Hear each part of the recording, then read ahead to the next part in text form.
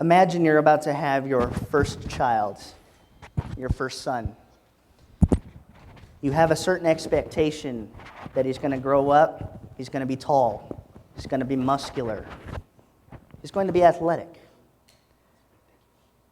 When that magical day arrives, when he's born, something's a little different. Your idea, your expectation has suddenly changed. You see, I was born 29 years ago with a disability called Spina Bifida.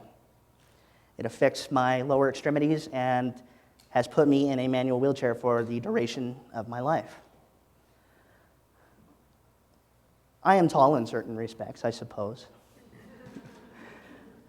Muscular in some ways, and strong in others. It may not always be physically.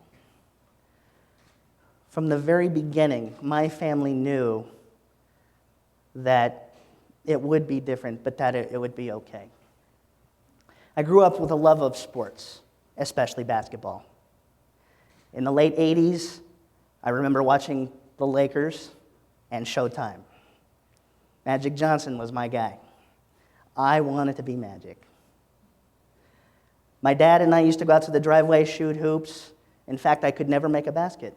I didn't make a basket until I was 13 years old. For most people, that's a little bit late.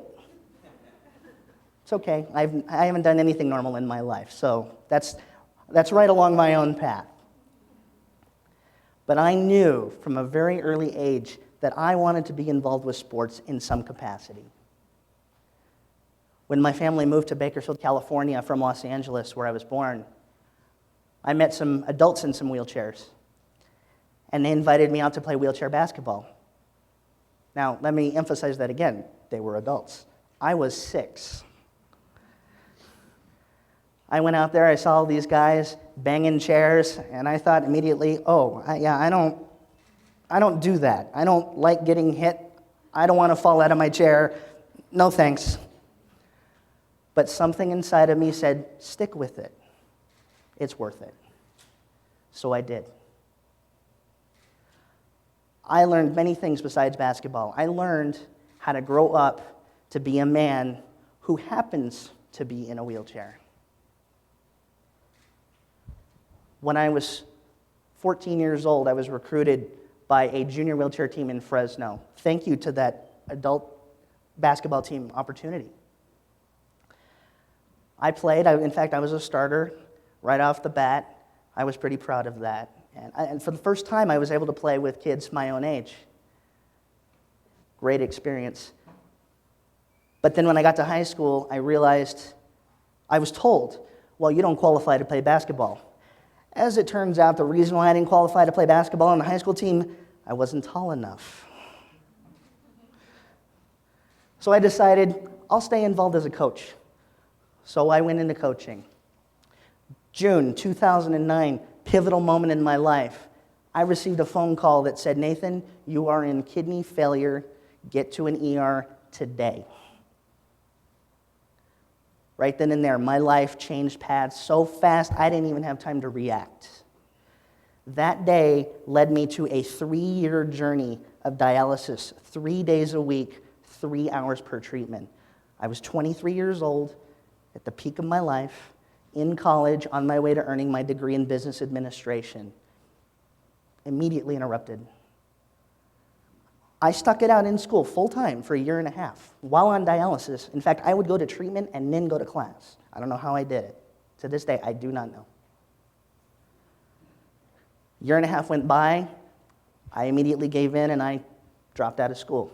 I left school, shall we say, with the mindset that I'll be back. In 2008, I had to have a surgery to prepare me for the transplant. My grandpa had been moved to Bakersfield. We needed to put him in a home. He was getting older and not able to take care of himself. The day that my family and I were to travel to Los Angeles to have this surgery, my grandfather passed away that morning. And I told my mom, we're not going to go. And she says, yes, we are. Let's get in the car. We're going right now. Went and saw my grandpa. Went to LA. Had that surgery. Over the course of that next year, had a fundraiser to help with some transplant-related expenses, was very successful. I was very fortunate that I had a lot of support from the community. March 2009, my transplant was finally scheduled after 3 years on dialysis. Interestingly enough, the date that the transplant was scheduled, Friday, March 13th, 2009. I'm not really superstitious, but I immediately thought, okay, this is probably not a good thing. So I told the doctors, yeah, can we reschedule? You're fine, you're at a Jewish hospital. 13 is lucky. 13 is lucky. I said, yeah, but I'm not Jewish. Sure enough, March 13th comes around. I wake up, and my fistula in my arm here, I have scars here, this is where they did the dialysis, swelled up to twice its size and clotted off. First time it had happened in the 3 years I did dialysis. They canceled my transplant. I knew 13 was unlucky. I told you. They immediately put me in the hospital for the next 11 days, trying to figure out what they were going to do with my arm. Finally, the doctors came to a solution. They would remove the entire vein throughout the center of my arm, and then I would be able to have the transplant. March 24th, 2009, my life began anew. Had the transplant. My dad was my donor. But during that whole time, there were some situations that occurred. My mom lost 3 jobs because we had to go to LA, 3. My sister had to become independent during that time, and my dad felt helpless. But finally, March 24, 2009, that changed. In August, I went back to school. I finished my degree. From that point forward, I worked in athletics for a short period of time, and I was let go. And I thought, well, God, I don't know what's going on here, but okay. I went and I was asked to give a presentation to celebrate the Americans with Disabilities Act 20th anniversary. That day, I met someone who led me to a new job. I went in and I had a conversation with my current boss who said, I run a sports league with disabled kids and I want you to come. I'm hiring you right now. After an hour and a half of talking with him. Great move.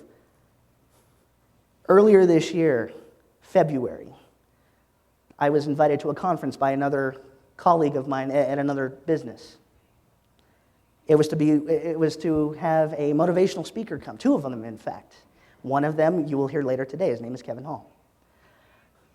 I almost didn't go, but I did. Something inside of me said, go. I did. Best decision I ever made. I went and I heard that message. Kevin and Chad told me in their presentations that I needed to look outside myself and I needed to help people on a bigger level because of what I've gone through. That was a year ago next month. Since that time, I've had many friends that I've met, a number of them of whom are here today that I see in the audience, and I'm glad that I have every one of them as my friends. I'm now on the path to starting my own professional speaking career, and you know what? I look back on the last 6 years of my life, and I'm grateful for it. I'm grateful that I went through kidney failure, because had I not, I wouldn't be here with you today. What I mean by that is I would probably be in some hotel room somewhere right now, not in Salt Lake, that's for sure. I would probably be on the East Coast, hopefully coaching at Duke or something, Duke University, watching game film, preparing for the next game. Because this was not on my mind. I was not going to be a speaker. But here I am. What I want to share with you today is that these situations that come up in our lives, are they situations really? Examine your own lives. Are they situations or are they opportunities? My kidney failure, honestly, opportunity of a lifetime. Changed me in a positive way because it led me somewhere that I never even expected, and that's awesome. I get to advocate for people with transplants, people who need help, who need a voice, and I'm so proud to be that. So examine your own lives. Determine Are the situations in your life, are they really problematic, or are they opportunities to something much greater than you can ever know? Thank you very much.